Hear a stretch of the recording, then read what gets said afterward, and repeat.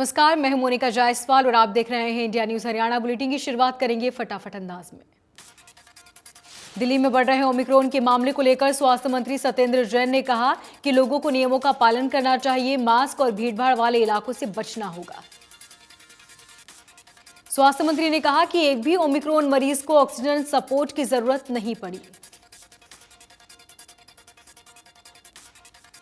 दिल्ली आपदा प्रबंधन प्राधिकरण ओमिक्रॉन के खतरे की समीक्षा और कोरोना की स्थिति पर चर्चा करने के लिए उपराज्यपाल की अध्यक्षता में शाम 4 बजे बैठक करेगा। बैठक वीडियो कॉन्फ्रेंसिंग के जरिए होगी, जिसमें सीएम केजरीवाल, उप मुख्यमंत्री मनीष समेत स्वास्थ्य और गृह विभाग के सचिव और विशेषज्ञ शामिल होंगे। दिल्ली में कोविड के बढ़ते मामलों के चलते ग्रेडेड रिस्पांस एक्शन प्लान के क्रियान्वयन की भी बैठक में जायजा लिया जाएगा। देश में पिछले 24 घंटे में कोरोना वायरस के 9,195 मामले सामने आए, 302 लोगों की मौत हुई। एक दिन में 7,000 से ज्यादा मरीज रिकवर हुए। देश में एक्टिव केसों की संख्या 77,000 के पार। महाराष्ट्र में बीते 24 घंटे में कोरोना वायरस के 2,172 मामले सामने आए, 22 मरीजों की मौत। महाराष्ट्र में एक्टिव केस 15,000 के पार। दिल्ली में 24 घंटे में कोरोना वायरस के 400 से ज्यादा मामले सामने आए, 1 मरीज की मौत। दिल्ली में एक्टिव केस 1,000 के पार। हरियाणा में 24 घंटे में 126 केस सामने आए, एक दिन में 34 मरीज रिकवर। प्रदेश में एक्टिव मरीजों की संख्या 600 के पार। बिहार में बीते 24 घंटे में कोरोना के 47 मामले सामने आए। वहीं सरकार ने एक बार फिर से सख्ती बढ़ाने का फैसला लिया। राज्य सरकार ने नए साल के मौके पर जश्न और संभावित भीड़ को देखते हुए 31 दिसंबर से लेकर 2 जनवरी तक राज्य के सभी पार्कों और चिड़ियाघरों को बंद रखने का आदेश दिया। देश भर में कोरोना के नए वेरिएंट ओमिक्रॉन का खतरा लगातार बढ़ता जा रहा है। देश के 21 राज्यों में ओमिक्रॉन के कुल मामले 781 आए। महाराष्ट्र में ओमिक्रॉन के 167 मामले सामने आए, जिसके बाद राज्य सरकार सख्त हुआ। दिल्ली में एक दिन में ओमिक्रॉन के 63 मामले सामने आए। इसके साथ ही दिल्ली में ओमिक्रॉन के कुल मरीज 238 हुए। कर्नाटक में ओमिक्रॉन के 31 मामले सामने आए, जिसके बाद सरकार अलर्ट पर हुई। गुजरात में अब तक ओमिक्रॉन के 76 केस सामने आए, 5 लोग ठीक हुए। राजस्थान में ओमिक्रॉन के 25 केस सामने आए, जिसके बाद ओमिक्रॉन के मरीजों का आंकड़ा बढ़कर 46 हुआ। ओडिशा में ओमिक्रॉन के 8 मामले सामने आए, जहां लोगों ने मास्क पहनने की लोगों से अपील की गई। तेलंगाना में अब तक ओमिक्रॉन के 62 मामले सामने आए, जिसके बाद सरकार ने प्रदेश में पाबंदियां बढ़ा दी। तमिलनाडु में ओमिक्रॉन के 34 मामले सामने आए। इसके साथ ही राज्य में हाई अलर्ट जारी किया गया। हरियाणा में ओमिक्रॉन के कुल 12 केस सामने आए। इसको लेकर सरकार ने पाबंदियां बढ़ा दी। दिल्ली में पाबंदियां लगते ही परेशानियां बढ़ी। लक्ष्मीनगर मेट्रो स्टेशन के बाहर लोगों की लंबी लाइनें देखने को मिली। मेट्रो में खड़े होकर सफर करने पर पाबंदी रहेगी, वहीं मेट्रो में सीटें भी आधी खाली रहेंगी। नाइट कर्फ्यू को लेकर सोनीपत प्रशासन की सख्ती। प्रशासन ने कर्फ्यू को लेकर कड़े निर्देश जारी किए। कोरोना नियमों का पालन न करने वालों के खिलाफ कार्रवाई होगी। मास्क पहनने को लेकर लोगों को जागरूक किया जाएगा। 121 पीसीआर गाड़ियों को निगरानी के निर्देश दिए गए। सभी एसएचओ को भी पालना करने के निर्देश। करनाल के कल्पना चावला मेडिकल कॉलेज का निरीक्षण करने पहुंचे राज्यपाल ने निर्देश पर अस्पताल के आने वाले मरीजों से ऑनलाइन रजिस्ट्रेशन को लेकर भी बात की। कल्पना चावला मेडिकल कॉलेज का निरीक्षण करने पहुंचे राज्यपाल ने परेड की सलामी भी ली।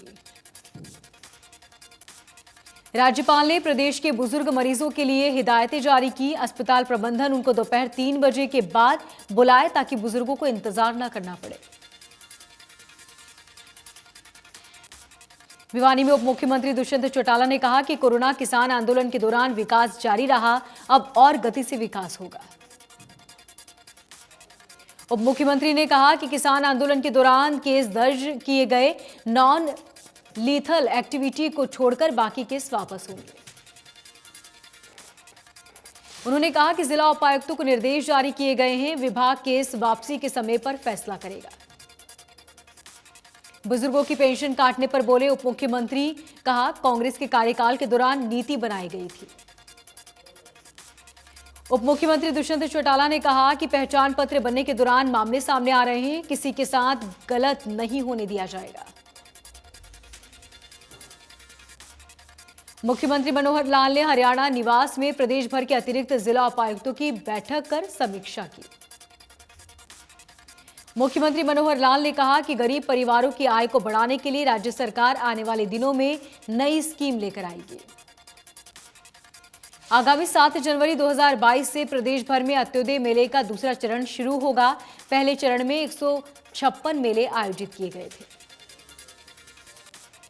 परिवार पहचान पत्र को लेकर मुख्यमंत्री मनोहर लाल ने कहा कि परिवार पहचान पत्र का 3 चरणों का कार्य पूरा हो चुका है, जल्द ही चौथे चरण का काम भी शुरू होगा। सीएम ने कहा कि हम पड़ोसी राज्यों की तरह प्रचार पर ज्यादा नहीं बल्कि काम में विश्वास रखते हैं। नीति आयोग ने जारी किया हेल्थ इंडेक्स, जिसमें दक्षिण राज्यों ने बाजी मारी तो वहीं उत्तर राज्यों की हालत खराब है। हेल्थ इंडेक्स के मुताबिक स्वास्थ्य सेवाएं देने के मामले में केरल देश में नंबर 1 पर है। नीति आयोग ने हेल्थ इंडेक्स में हरियाणा भी आगे, प्रदेश ने स्वास्थ्य सुविधाओं में अच्छा ओवरऑल प्रदर्शन किया। 2018-19 की रैंक में भी हरियाणा ने बरकरार रखा है। पूरे स्टाफ को आईटी एनेबल्स HRMIS से कवर किया गया है। गुरुग्राम नगर निगम के सदन की बैठक में पार्षद और मेयर के बीच बहस हुई। पार्षद ने मेयर के ऊपर गंभीर आरोप लगाए। पार्षदों ने यहां तक आरोप लगा दिए कि वो पार्षद की आवाज दबाकर अधिकारियों के साथ मिलकर भ्रष्टाचार का बढ़ावा दे रहे हैं। इनेलो की जिला कार्यकारिणी की ISO राष्ट्रीय प्रभारी अर्जुन चौटाला और पूर्व मंत्री श्याम सिंह राणा संगठन सचिव ने विस्तार को लेकर पदाधिकारियों से मीटिंग ली। पार्टी को किस तरह से मजबूत किया जा सके, इसको लेकर अर्जुन चौटाला ने कार्यकर्ताओं को मंत्र दिए। अर्जुन चौटाला ने कहा कि नौकरियों में भ्रष्टाचार चल रहा है। HPSC के अंदर करोड़ों रुपए का मिलना और उसकी जांच में उसे दबा देना, इसके साफ निर्देश है।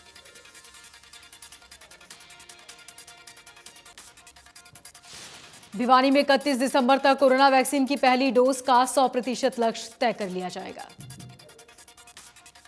स्वास्थ्य विभाग हरियाणा ने कोरोना की संभावित तीसरी लहर से बचने के लिए तैयारियां पूरी की। हरियाणा राज्य में 12 लाख बच्चों को टीके लगाए जाएंगे। स्वास्थ्य विभाग योजना बनाने में जुट गया है। नरवाना में 24 वर्षीय युवक की वैक्सीन लगने के बाद तबीयत बिगड़ने के बाद उसकी मौत हो गई। परिजनों ने डॉक्टर्स पर लापरवाही का आरोप लगाते हुए कहा कि वैक्सीन लगने के बाद उन्होंने अपना बेटा खो दिया। कैथल में स्वास्थ्य विभाग की बड़ी लापरवाही आई सामने। बिना टीकाकरण के ही व्यक्ति का टीकाकरण सर्टिफिकेट जारी कर दिया। शिकायतकर्ता का कहना है कि उसके फोन पर टीकाकरण सफलतापूर्वक लगने का एक मैसेज आया। जब उसने ऑनलाइन अपना रजिस्ट्रेशन चेक किया तो उस दिन जिले में वो नहीं था। शिकायतकर्ता का कहना है कि शिकायत CMO से लेकर DC तक को कर दी गई है। जिन कर्मचारियों ने लापरवाही बरती उनके खिलाफ सख्त कार्रवाई होनी चाहिए। उन्होंने शिक्षा विभाग के अधिकारियों को पत्र लिखकर बच्चों की संख्या की जानकारी मांगी ताकि उसी हिसाब से वैक्सीनेशन लगाने का प्रबंध किया जा सके। इसके अलावा बूस्टर डोज भी आगामी 10 जनवरी से लगने शुरू हो जाएंगे ताकि कोरोना से लड़ने से लोगों को परेशानी न हो। नूंह में उपायुक्त कैप्टन शक्ति सिंह ने ऐलान किया है कि जिले में जो भी किसान मेरी फसल मेरा ब्यूरो पोर्टल पर पंजीकरण करेगा उसे इनाम दिया जाएगा। डीसी कैप्टन शक्ति सिंह ने कहा कि विभिन्न योजनाओं का लाभ लेने के लिए किसानों का मेरी फसल मेरा ब्यूरो पोर्टल पर रजिस्ट्रेशन कराना जरूरी होगा। गुरुग्राम में स्कूलों में एडमिशन के लिए दर-दर भटक रहे अभिभावकों के समर्थन में इंडियन नेशनल लोक दल आया।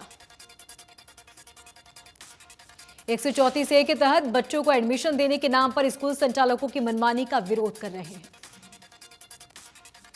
गुरुग्राम के इंडियन नेशनल लोकदल कार्यालय पर अभिभावकों के साथ बैठक कर फैसला लिया गया कि अगर 334A के तहत बच्चों को एडमिशन नहीं दिया गया तो प्रदर्शन करेंगे।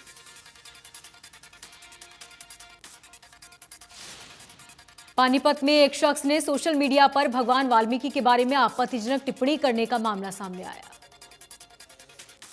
टिप्पणी से आहत वाल्मीकि समाज के सैकड़ों युवाओं ने टिप्पणी करने वाले शख्स के खिलाफ पानीपत पुलिस थाने में शिकायत दर्ज कराई। भिवानी में लघु सचिवालय के सामने आंगनबाड़ी कर्मचारियों ने नाच गाकर सरकार के खिलाफ रोष प्रदर्शन किया। प्रदर्शनकारियों का कहना है कि साल 2018 ने सरकार से उनसे वादे किए थे, उन्हें अब तक उस पूरा नहीं किया गया। भिवानी में बढ़ती ठंड और ओस से किसानों की सब्जी की फसलें लगभग तबाह हो गई। सब्जी की फसल तबाह होने से किसानों को नुकसान हुआ। किसानों का कहना है कि उन्होंने बैंगन, मूली, गाजर, पत्ता गोभी इसकी सब्जी उगाई थी, लेकिन ज्यादा ठंड होने की वजह से सारी फसलें खराब हो गई और काफी नुकसान हुआ। उन्होंने सरकार से मांग की है कि सरकार उनकी मदद करे और फसलों का उचित दाम दे। जिला बागवानी अधिकारी ने बताया कि किसानों को रात के समय सब्जी की फसलों को पॉलिथीन से ढक देना हो चाहिए। मानेसर के नाहरपुर में 21 दिसंबर देर रात मोबाइल शॉप में चोरी की वारदात के सीसीटीवी फुटेज सामने आए। शातिर चोरों ने दुकान से 2 दर्जन मोबाइल और 20,000 रुपए नगद सहित कई इलेक्ट्रॉनिक आइटम भी चुराए। शॉप में रखे मोबाइल फोन पर हाथ साफ करते वक्त 2 शातिर चोर कैमरे में कैद हुए।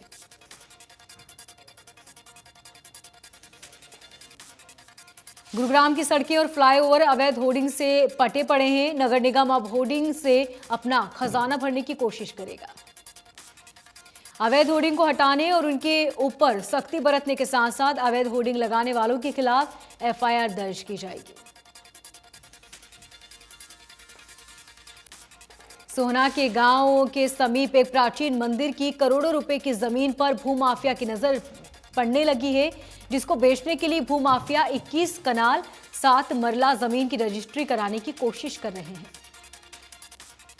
लेकिन जैसे ही इस मामले की भनक मंदिर कमेटियों और क्षेत्र के लोगों को लगी, सभी लोगों ने एकजुट होकर तहसील कार्यालय पहुंचकर रजिस्ट्री नहीं कराने के लिए तहसीलदार से आग्रह किया।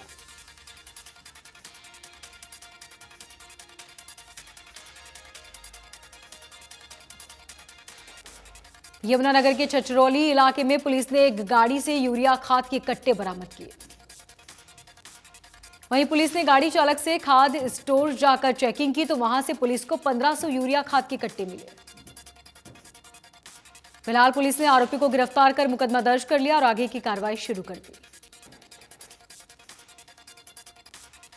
पानीपत सिटी से बीजेपी विधायक प्रमोद विज की फॉर्च्यूनर गाड़ी में आग लग गई।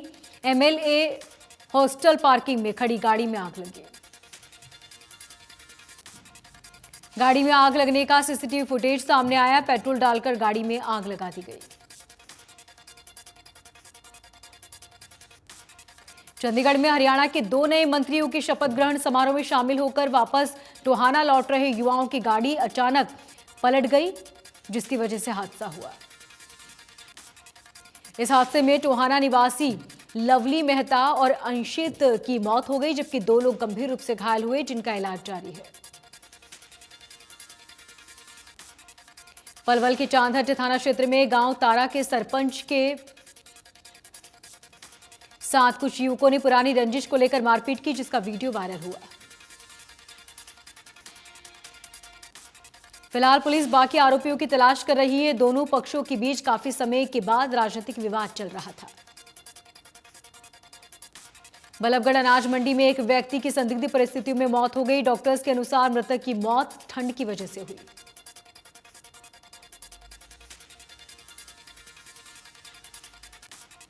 फरीदाबाद में ताऊ के लड़के ने चचेरे भाई को मौत के घाट उतारा। आरोपी ने धारदार हथियारों से युवक पर वार किए। पाखल गांव में चचेरे भाई पर जानलेवा हमला किया गया। ये पूरी वारदात वहां लगे सीसीटीवी कैमरे में कैद हुई। पानी का ट्यूबवेल लगाने को लेकर विवाद हुआ था। मामले की जांच में जुटी फरीदाबाद पुलिस। रादौर के सरकारी कॉलेज में कार में सवार होकर आए 2 युवकों ने कॉलेज के गेट के पास हवाई फायरिंग की। दोनों युवक हवाई फायरिंग कर मौके से फरार हो गए। युवकों द्वारा की गई फायरिंग की घटना कॉलेज में लगे सीसीटीवी कैमरे में कैद हुई। महम के गिरावड़ गांव में 19 वर्षीय युवक की चाकू से गोदकर हत्या कर दी गई। हत्या का आरोप गांव के ही रहने वाले कुछ लोगों पर लगा। हत्या के पीछे आपसी झगड़ा बताया गया। घटना की सूचना पर पुलिस मौके पर पहुंची। जांच के लिए डीएसपी और एफएसएल टीम बुलाई गई। युवक 12वीं कक्षा का छात्र था। जब वो घर लौट रहा था तो युवकों ने उस पर चाकू से हमला कर दिया। बचपन का प्यार गाना गाकर ख्याति पाने वाले सहदेव मंगलवार को एक सड़क दुर्घटना में घायल हुए। हादसे में उनके सिर पर चोटें आईं। सुकमा जिला अस्पताल में प्राथमिक उपचार के बाद सहदेव को जगदलपुर के मेडिकल कॉलेज से रेफर कर दिया गया। सहदेव अभी डॉक्टर्स की निगरानी में, जहां उनकी हालत में सुधार है।